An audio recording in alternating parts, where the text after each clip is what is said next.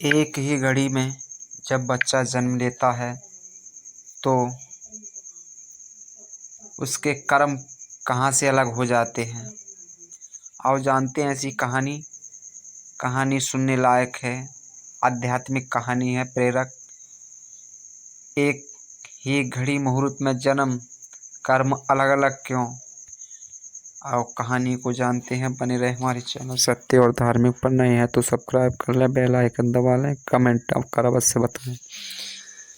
एक बार एक राजा ने विद्वान ज्योतिषी और ज्योतिषी प्रेमियों की सभा बुलाकर प्रश्न किया। मेरा जन्म पत्रिका के अनुसार मेरा राजा बनने का योग था। मैं राजा बना, किंतु उसी घड़ी मुहूर्त में अनेक जातकों ने जन्म लिया होगा जो राजा नहीं बन सके। इसका क्या कारण है। राजा के इस प्रश्न से सब हैरान हो गए। क्या जवाब दें कि एक ही घड़ी में मुहूर्त में जन्म लेने पर भी सबके भाग्य अलग अलग क्यों। सब सोच में पड़ गए कि अचानक एक वृद्ध बूढ़े आदमी खड़े हुए और बोले, महाराज की जय हो। आपके प्रश्न का उत्तर भला कौन दे सकता है।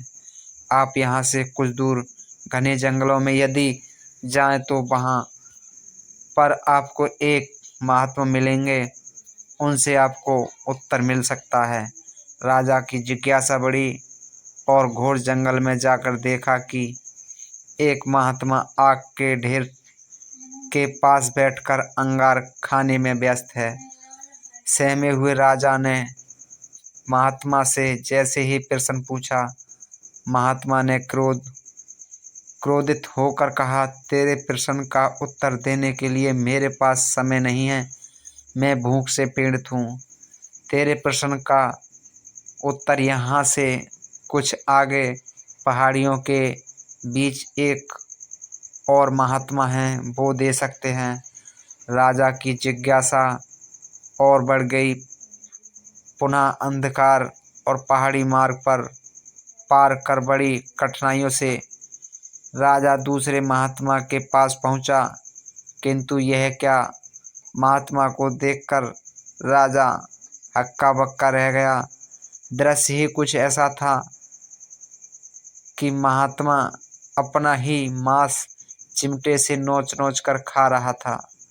राजा को देखते ही महात्मा ने भी डांटते हुए कहा, मैं भूख से बेचैन हूँ, मेरे पास इतना समय नहीं है। आगे जाओ, पहाड़ियों के उस पार एक आदिवासी गांव में एक बालक जन्म लेने वाला है जो कुछ ही देर तक जिंदा रहेगा। सूर्योदय से पहले पूर्व वहां पहुंचो। वह बालक तेरे प्रश्न का उत्तर देगा। राजन सुनकर राजा बड़ा बेचैन हुआ। बड़ी अजब पहेली बन गई। मेरा प्रश्न उत्सुकता प्रबल थी। कुछ भी हो, यहाँ तक पहुँच चुका हूँ, वहाँ भी जाकर देखता हूँ क्या होता है। राजा पुनः कठिन मार्ग पार कर किसी तरह सुबह होने से पहले उस गांव में पहुंचा। गांव में पता किया और उस दंपति के घर पहुंचकर सारी बात कही और शीघ्रता से बच्चा लाने को कहा। जैसे ही बच्चा हुआ, दंपति ने नाल सहित बालक राजा के सम्मुख उपस्थित किया। राजा को देखते ही बालक ने हंसते हुए कहा, राजन मेरे पास भी समय नहीं है, किंतु अपना उत्तर सुन लो। तुम, मैं और दोनों महात्मा 7 जन्म पहले चारों भाई व राजकुमार थे। एक बार शिकार खेलते खेलते हम जंगल में भटक गए। 3 दिन तक भूखे प्यासे भटकते रहे। अचानक हम चारों भाइयों को आटे की एक पोटली मिली। जैसे तैसे हमने 4 जगह बांटी और रोटी बनाई। अपनी अपनी बांटी हुई रोटी लेकर खाने बैठे ही थे कि भूख प्यास से तड़पते हुए एक महात्मा आ गए। अंगार खाने वाले भाई से उन्होंने कहा, बेटा मैं 10 दिन से भूखा हूँ, अपनी बाँटी हुई रोटी में से मुझे भी कुछ दे दो, मुझ पर दया करो, जिससे मेरा भी जीवन बच जाए। इस घोर जंगल से पार निकलने की मुझ में भी कुछ सामर्थ्य आ जाए। इतना सुनते ही भैया गुस्से से भड़क उठे और बोले, तुम्हें दे दूंगा तो मैं क्या आग खाऊंगा? चलो भागो यहाँ से। वे महात्मा जी फिर मांस खाने वाले भैया के निकट आए, उनसे भी अपनी बात कही, किंतु उन भैया ने भी महात्मा से गुस्से में आकर कहा कि बड़ी मुश्किल से प्राप्त ये रोटी तुम्हें दे दूंगा तो मैं क्या अपना मांस नोच कर खाऊंगा? भूख से लाचार वे महात्मा मेरे पास भी आए, मुझे भी बाँटी हुई रोटी मांगी तथा दया करने को कहा, किंतु मैंने भी भूख में धैर्य खोकर कह दिया, चलो आगे बढ़ो, मैं क्या भूखा मरूंगा? बालक बोला।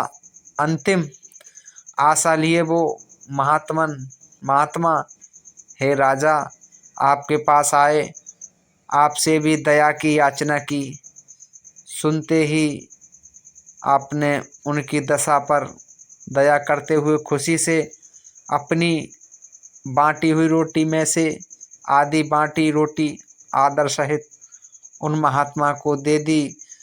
बाँटी रोटी पाकर महात्मा बड़े खुश हुए और जाते हुए बोले, तुम्हारा भविष्य तुम्हारे कर्म और तुम्हारा व्यवहार से ही फलेगा।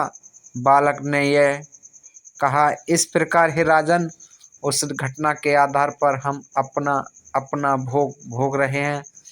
धरती पर एक समय में अनेकों फूल खिलते हैं, किंतु सबके फल अलग अलग होते हैं और पता नहीं किस फूल को कहाँ जाना है, किस पर चढ़ना है। तो राजन, ये हमारे तुम्हारे कर्मों का ही फल है। जन्म तो एक ही घड़ी में अनेकों होते हैं, लेकिन हमारी तुम्हारी दया करुणा का फल हमें तुम्हें अवश्य मिलता है। तो ये थी दोस्तों आज की कहानी।